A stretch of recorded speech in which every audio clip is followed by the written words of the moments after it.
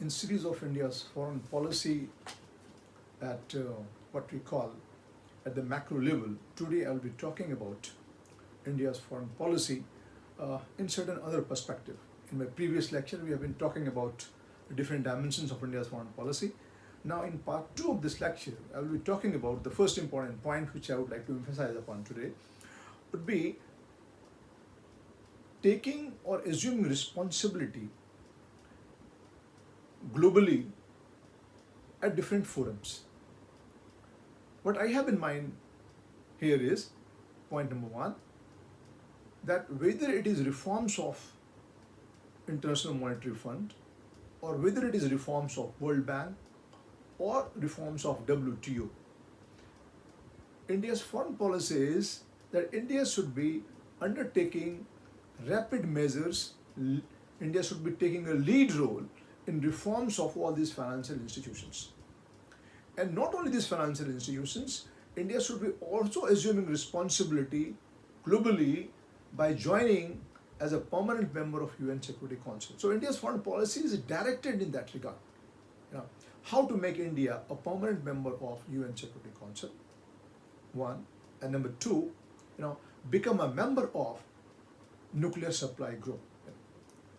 Becoming a member of nuclear supply group, or by becoming a member of what we call as UN Security Council, this will give India a good opportunity, a big opportunity to influence the global events in a big manner. So that is our foreign policy. Another important point in this lecture that we'll be considering upon is para-diplomacy. What is exactly the para-diplomacy? Para means half. So we call it a para-diplomacy and half diplomacy. All of you understand that foreign policy or making international treaties, this all comes under the jurisdiction of the union government. States normally do not have much role in it. But when you talk about the para-diplomacy, what we have in mind is, since last few years, last 10 to 15 years, or at least since last 10 years, enough liberty is being given to the state governments, to the state chief ministers, to utilize the services provided by the private sector in different countries of the world for increasing, for strengthening, building up infrastructure in the own state. Means under para-diplomacy, all the state governments, they have been given enough liberty that they can utilize the services of the foreign companies, foreign institutions, but keep in mind one important point, that it is a kind of understanding between the state government of India and the private sector in different countries of the world. So this is what we mean by para-diplomacy. Means, for example, we have enough examples: Gujarat, Maharashtra, Tamil Nadu, Andhra Pradesh. These are the states where the chief ministers of these states, they have taken a lead role. They have been going to different parts of the world. They have been seeking support of the private sector of these companies for building up their economy, for building up infrastructure in their own states. So this is what we mean by para-diplomacy. So one important dimension of India's foreign policy today is that enough liberty is being given to the state governments, because see, it is only when the states develop, only then the country can develop. So the primary objective of foreign policy is building up India, strengthening up India, and this would not be possible without development of the state. So that is why central government, union government is giving enough freedom to the state governments to utilize the services of different companies, foreign companies, or building up infrastructure. So this is what is called the para-diplomacy. Now, another important point when we talk about the foreign policy at the macro level is more emphasis is being given on regional and sub-regional diplomacy.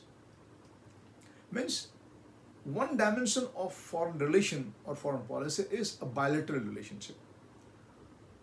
Another dimension is multilateral relationship, multilateral diplomacy. When we talk about the regional diplomacy or sub-regional diplomacy, what we have in mind is negotiation between India and different regional organizations of the world. For example, India and ASEAN, India and European Union, India and Middle East, India and African group of countries. You know. So, foreign policy of India is working simultaneously at the bilateral level and also as well as at the regional level. You know. Now, when we say sub-regional diplomacy, but sometimes you find that regional diplomacy may not work because of certain reasons. For example, India's relationship with SAARC is not working because of India's differences on vital issues with Pakistan.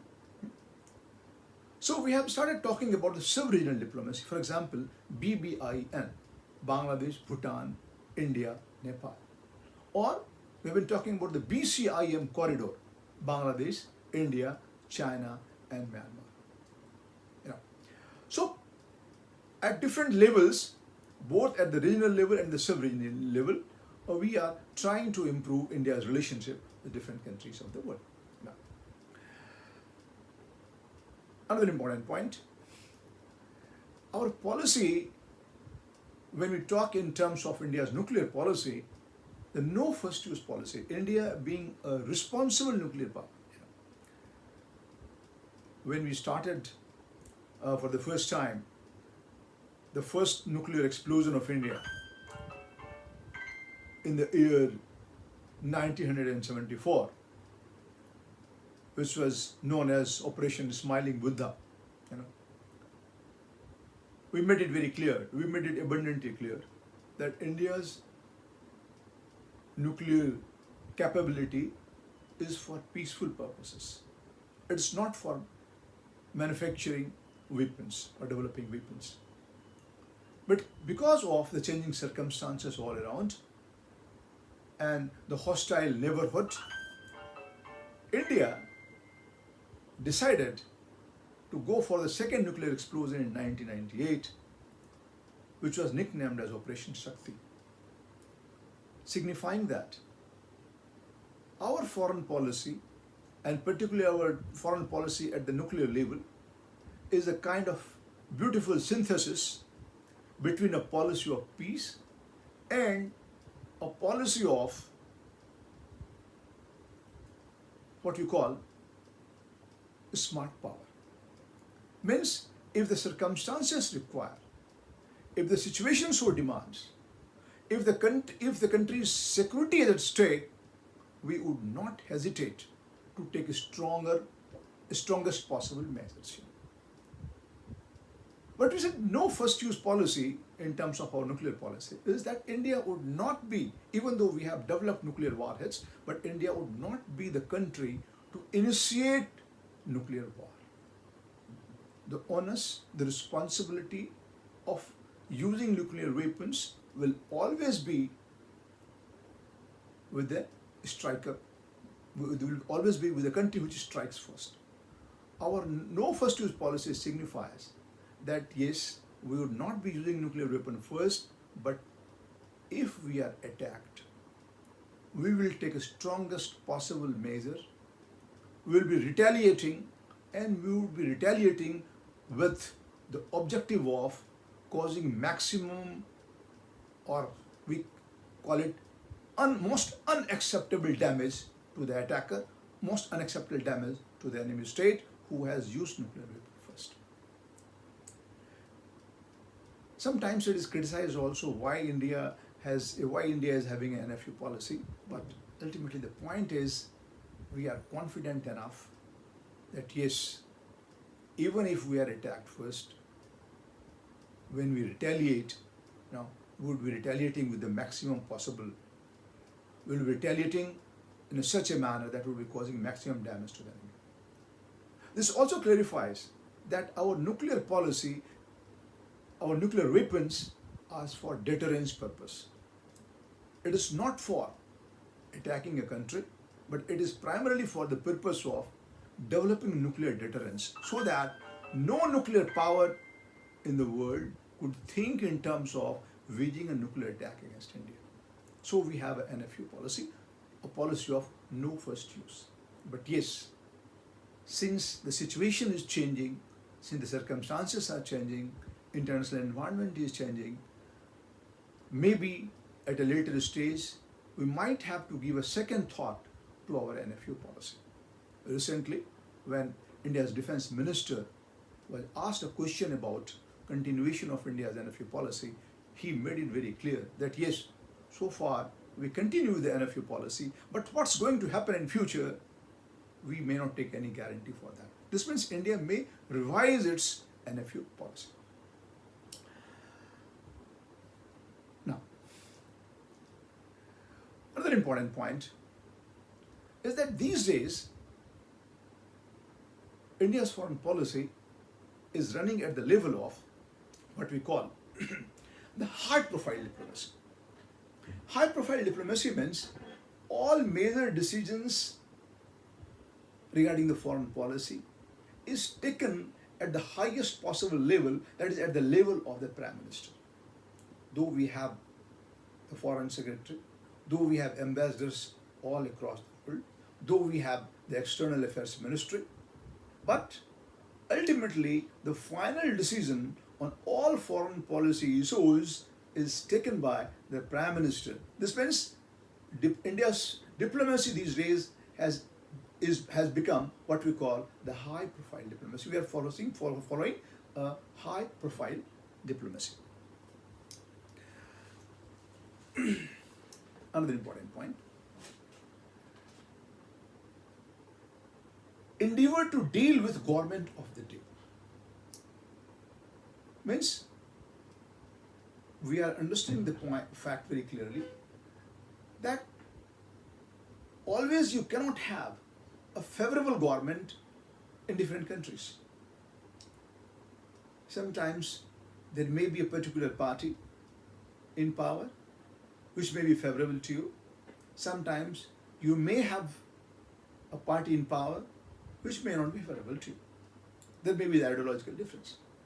But the point is, it is not a relationship between the two political parties. It is basically not between two governments. It is a relationship between two countries. So we have recently started thinking in terms of that India should be prepared to pursue a foreign policy which should not remain dependent on government of the day. I would like to give you some examples. In case of Nepal, whenever there used to be a Nepali Congress in power, there would be good understanding, good relationship between India and Nepal. Now you find Maoists or communists, when they have come to power, we do not have all that good relationship. In case of Bangladesh, there are two prominent parties in Bangladesh. We have the Bangladesh Nationalist Party, and then we have Bangladesh Nationalist Party led by Khaleda Zia, and then you have the Awami League Party, which has a very good understanding, good relationship with all Indian governments. Awami League government led by Sheikh Hasina. So whenever there would be Awami League government in power, there would be good understanding between the countries. And whenever BNP would be in power, because BNP has not a very good secular credential, so whenever BNP would be in power, there would be some misunderstanding between the two countries. But now we have realized that irrespective of any government, any party government in power in any particular country, India has to make efforts for a relationship which is more based on our national interests rather than on the party in power. So our foreign policy is endeavor to deal with government of the day. Develop your capability to deal with government of the day. Next point. When you talk about the foreign policy with any country,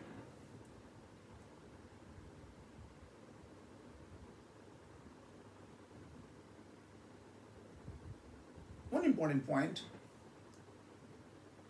that we all must understand is that it is a question of give and take. Give and take means what? India has understood very clearly that India must play a crucial role in the development of the country concerned. If you want a country to play an important role in your economic development, you will also have to play a role in that country's economic development, social development.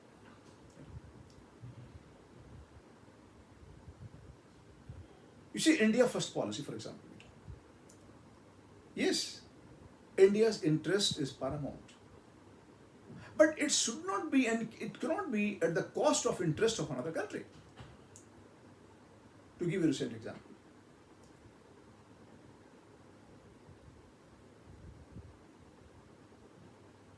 with US, for example. Recently, India had banned the export of all kind of medicinal products, pharma products, not only to the US, but to different countries of the world because of the corona threat.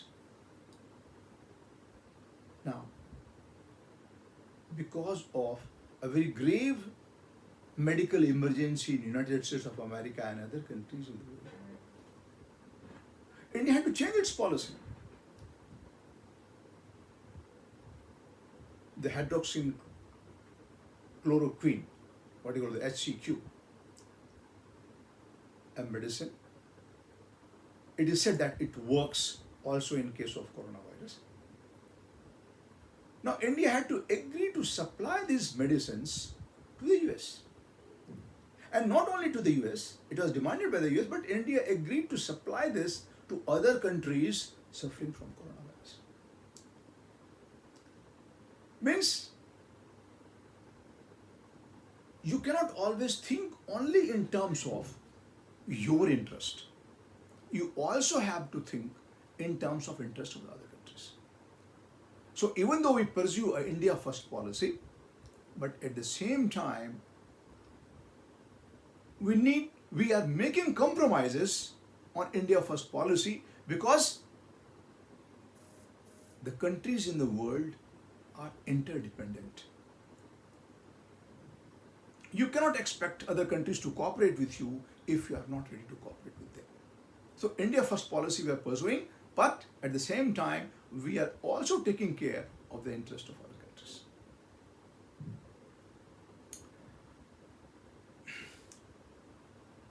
One more important point. There are two kinds of powers in the world. What we call a benign power and malign power. Now, benign power, the word benign, is also used in medical sense also. Benign means non-cancerous and malign means cancerous. Malignant means cancerous. So our foreign policy is like that we are prepared to deal with both the benign countries and as well as the malign countries. The benign power as well as the malign power. Means we have developed a capability where we are dealing with the democratic forces, and we are also developed a capacity to deal with the non-democratic forces in the world. For example, we have a relationship with North Korea also, and we have a relationship with the USA also, we have a relationship with our democratic countries also. We are dealing with China also, and we are dealing with Pakistan also. So we have developed a capacity to deal with both benign as well as the malign forces. Means we are following what is known as a very matured kind of diplomacy. You know, mature diplomacy means what? Means mature diplomacy means developing a capability to use both soft power as well as the hard power, what we call the smart power, pursuing a smart power diplomacy.